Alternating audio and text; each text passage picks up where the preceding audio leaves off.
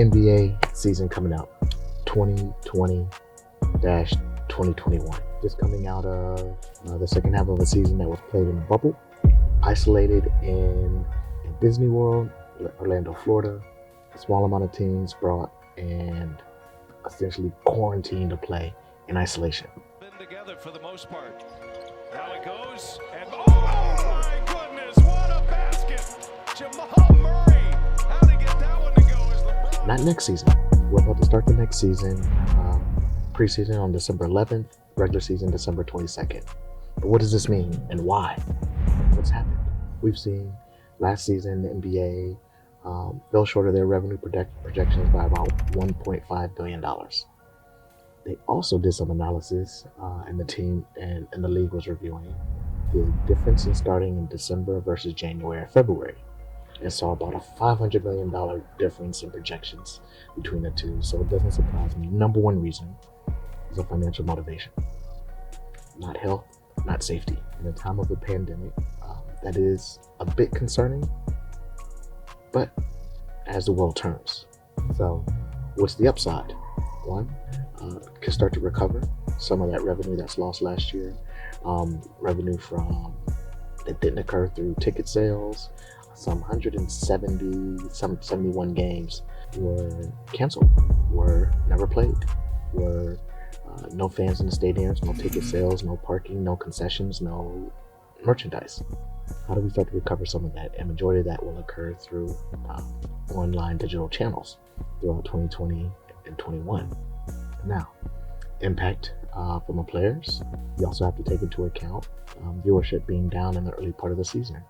Remember, all the way to September and October, we had the majority of the top 10, 15, 20 players in the league were still playing. Going all the way up to the final game of the finals was October 11th, Miami and LA. You can predict and assume that many of the players on the conference finals and the national finals sitting out for some portion. They're still resting, they're still recuperating. You're talking about a 60-day lag in the next season starting. During holiday season, during a pandemic when everybody's been isolated and been on edge and not been able to be with the ones they love most. All of those factors go into the quality of the product that goes out onto the court, which can be diminished. Now, you're going to get viewership and digital channels, of course, through streaming. That will be a primary outlet for the league.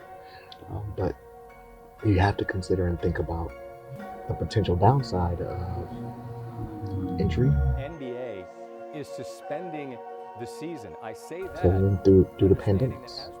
Remember, there has not been an event anywhere in the world in the past 6 to 9 months when humans got together and COVID didn't show up. The NFL is trying to do it without being in a bubble, and we should not be surprised that every week more and more people are being exposed. The people that actually support the teams themselves are being exposed. So we have to be mindful about that. And I believe the league and the NBA did the best of any organization to manage outbreaks of COVID throughout the 2019-2020 season. Without a bubble, I'm unsure what that looks like.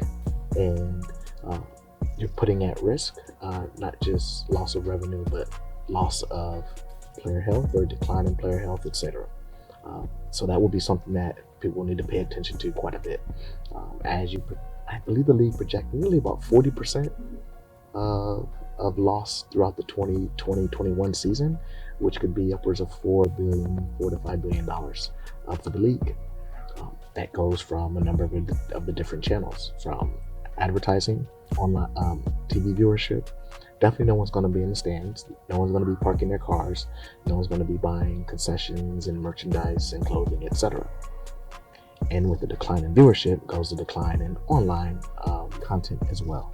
Now, expected to be up from previous years, given that we're just in a spike of online streaming content pre-COVID, which I believe is a new age of digital experiences with the likes of YouTube, Hulu, so forth and so on. So There will be some balancing act there, but it will be very interesting to see how the league handles starts and stops, health, um, other activities to drive up viewership, and would have to believe that there would be a reduced, limited, or no All-Star weekend or experience that was like the previous years. Definitely we'll see, and that's a big area for fan engagement, fan involvement. We'll see what happens there.